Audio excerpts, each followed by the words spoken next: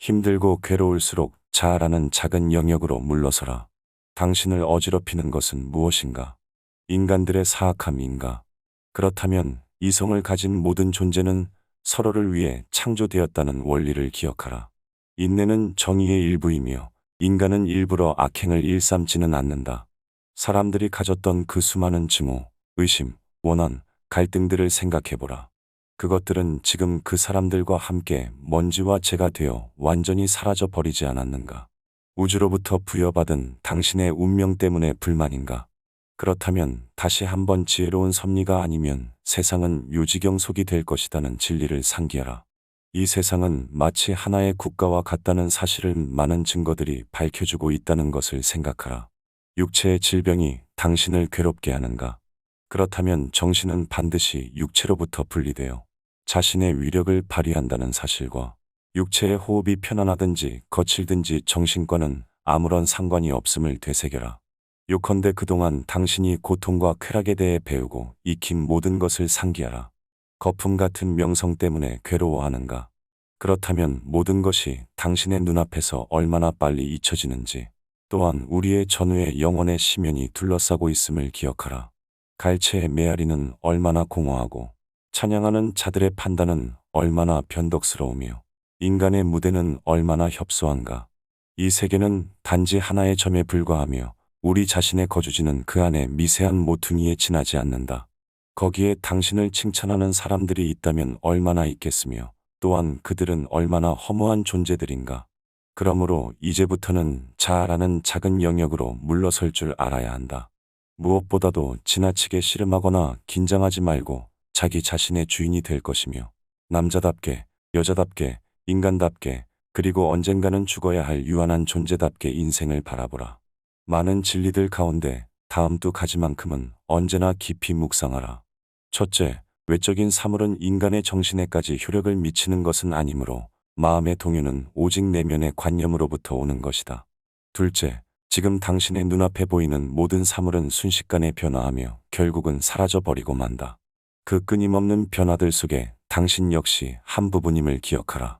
타인의 가식적인 찬사에 영혼이 병들게 하지 마라. 발산작용을 하는 것을 대단하게 여기지 마라.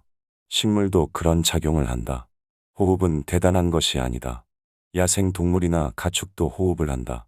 감각기관에 의한 지각활동도, 충동을 느끼게 하는 자극도, 무리를 이루고자 하는 본능도, 또한 영양을 섭취하는 과정도 별것이 아니다. 사실 영양 섭취라는 것도 따지고 보면 배설의 과정과 다를 바 없다. 그렇다면 우리는 무엇을 가치 있게 생각해야 하나? 사람들의 박수갈채인가? 아니다. 통속적인 찬사인가? 그것도 아니다. 찬사란 사람들이 혓바닥으로 치는 박수갈채에 지나지 않는다. 명예에 현혹되는 것을 제거해 버렸을 때 당신에게 남아있는 가치 있는 일이란 무엇인가?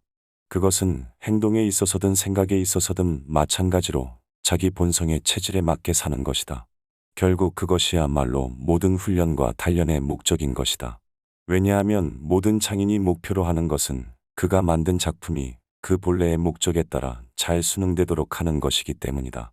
포도나무를 재배하는 농부도, 말을 길들이는 마부도, 사냥개를 훈련시키는 사육사도 모두가 이런 목적을 가지고 있다. 사람을 교육하는 가정교사나 스승들의 교육 지침도 동일한 목적을 지향한다. 따라서 바로 여기에 우리들이 추구해야 할 가치가 있다. 만약 당신이 이러한 가치를 진정한 당신의 것으로 만든다면 그 어떤 다른 목표도 당신을 유혹하지는 못할 것이다. 그 밖의 다른 야망들은 그만 포기하라. 그렇지 않으면 당신은 결코 자기 자신의 주인이 되지 못할 것이며 다른 사람으로부터도 혹은 자신의 욕망으로부터도 결코 자유롭지 못할 것이다. 왜냐하면 욕망을 버리지 않는 한 당신은 자신의 욕망을 빼앗는 자들을 시기하고 질투하고 혐오하게 될 것이며 당신이 갈망하는 보물을 차지하게 된 자들에 대해서는 온갖 모략을 그치지 않을 것이기 때문이다. 확신하건대 욕망에 사로잡혀 사는 사람들은 필연적으로 깊은 혼란 속에 빠져들 것이며 신에게조차 불평을 늘어놓을 것이다. 그렇지만 자기 자신의 이성을 존중하고 귀하게 여기는 사람은 스스로 마음속 평안을 누리며 사람들과도 평화로운 관계를 유지할 것이다. 또한 신이 자신에게 어떠한 운명을 부여하고 예정했든지 그 뜻을 기쁘게 받아들이고 순응함으로써 신과 조화를 이루며 살게 될 것이다. 내 영혼 속보다 더 조용하고 평온한 은신처는 없다. 사람들은 때로 시골이나 바닷가 혹은 깊은 산 중에 묻혀 살기를 바란다. 당신 역시 이런 꿈을 꿀 때가 많을 것이다. 그러나 그런 공상은 부질없는 짓이다. 왜냐하면 언제든지 원하기만 하면 자기 자신의 내면의 세계로 피할 수 있기 때문이다. 이 세상에 자신의 영혼 속보다 더 조용하고 평온한 은신처는 없다. 자신의 내면에 이러한 차원을 가지고 있는 사람은 필요할 때마다 명상을 통해 즉시 마음의 평온을 유지할 수 있을 것이다. 여기서 마음의 평온이란 잘 정돈된 정신이라고 할 수 있다.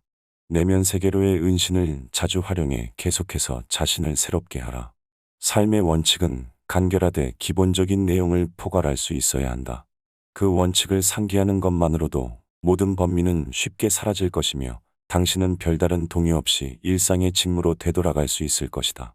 마르쿠스 아우렐리우스는 161년부터 180년까지 로마 제국을 다스렸던 16대 황제로 로마 제국의 중흥시대를 이끌었던 현재의 마지막 황제이기도 하다. 121년 로마에서 귀족인 안니우스 베루스의 아들로 태어나 일찍 아버지를 여인 아우렐리우스는 시의 장관이자 집정관을 세 차례나 역임한 할아버지에게 입양되어 당대 최고의 학자들에게서 수사학, 철학, 법학, 미술 등을 배웠다. 146년부터는 스토아 철학자 루스티쿠스와 에픽테토스의 영향을 받아 주로 철학에서 지적 흥미와 정신적 자양분을 구했다. 황제가 되어서도 학문에 대한 열정이 높아 늘 책을 손에서 놓지 않았다. 후기 스토아 학파의 대표적인 철학자이기도 한 그는 재위 기간의 대부분을 화려한 제국의 수도 로마가 아닌 변방의 전쟁터에서 머물며 군사들과 고락을 함께했다. 그러던 중 180년 서게르 만에 한 부족 마르코마니의 침입을 직접 격퇴하다 빈도보나 오늘날의 오스트리아 빈에서 병사한 것으로 알려지고 있다.